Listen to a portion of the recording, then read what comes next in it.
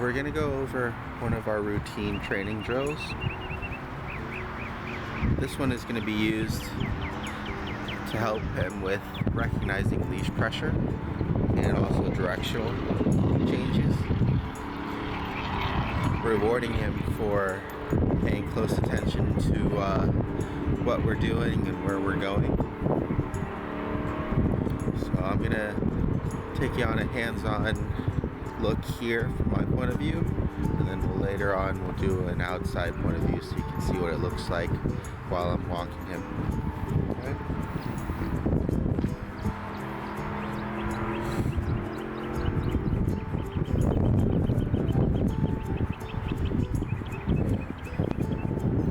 So the point of this exercise is to concentrate on where you want to go and what you want to do, and we're going to get him to follow using leash pressure and rewarding him for his focus. Okay? I'm going to start very wide leash and then move into maybe like a tighter heel as he progresses, and we'll add in some other little exercises as well. Okay.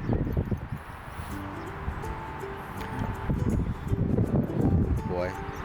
So first off, I want to decide if I want to go in between the cones, to the left or to the right of them.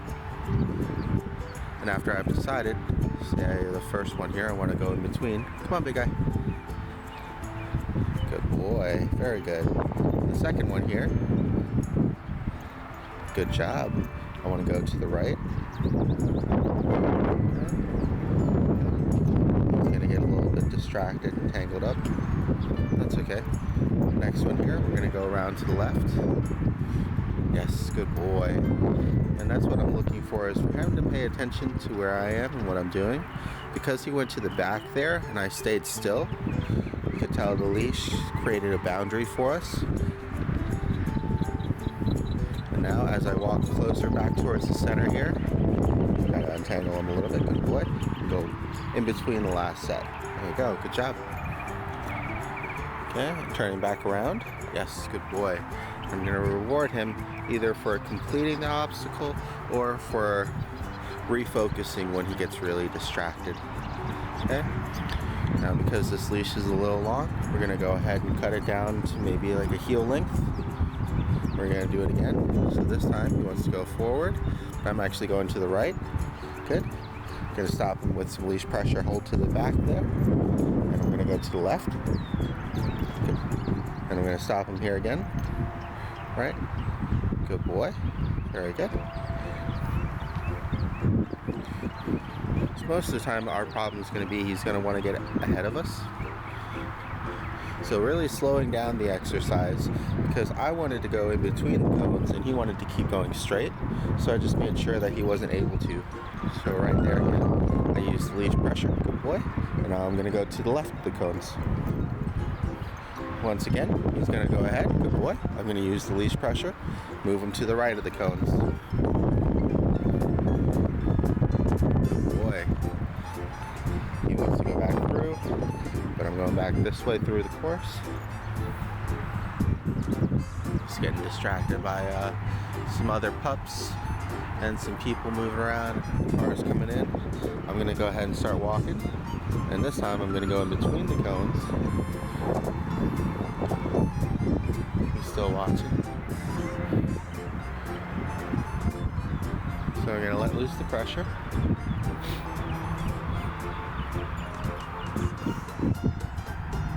Okay, now he wants to go ahead. So I'm going to go ahead and place some pressure there. He's just checking out the older pup.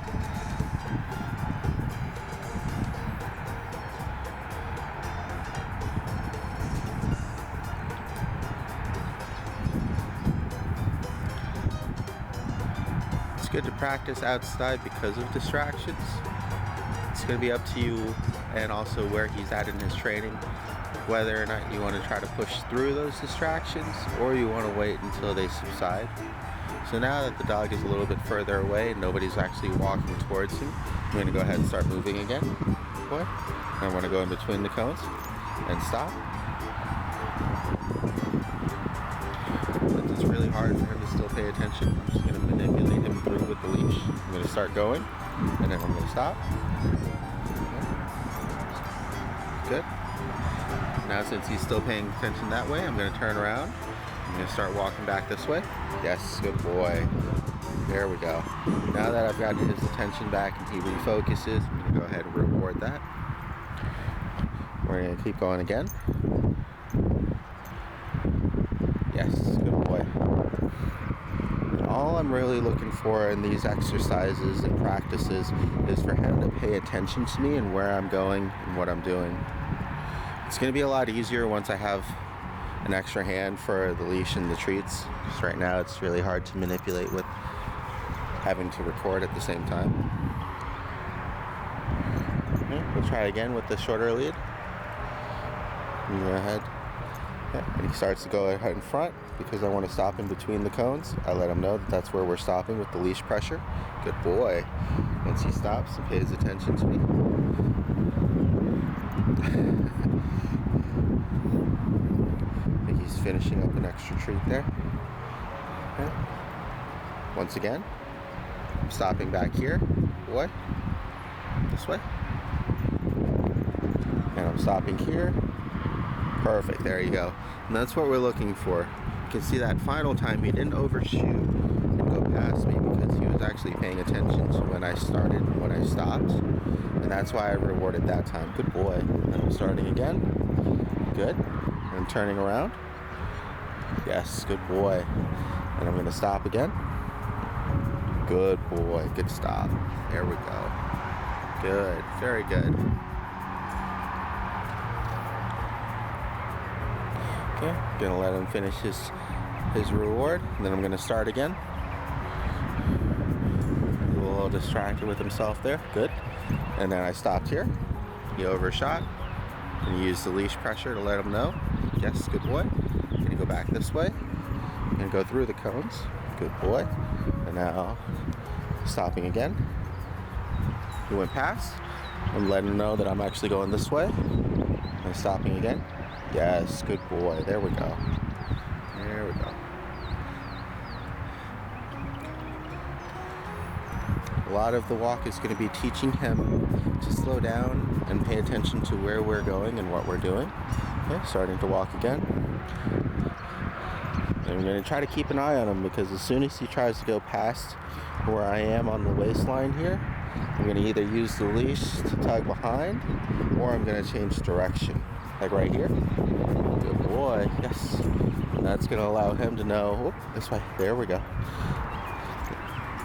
And I'm going a different way. He tried to go back behind me there. Good. Just using the leash to let him know that we're going this way. Good boy. Same thing here. I'm going to go this way now. And I want to try to keep the leash as loose as possible during this. So that way when it is tight, I can use it like right there to give him some little micromanagement and direction. Good boy. Yes. Right there, tight, and then loose. Good boy.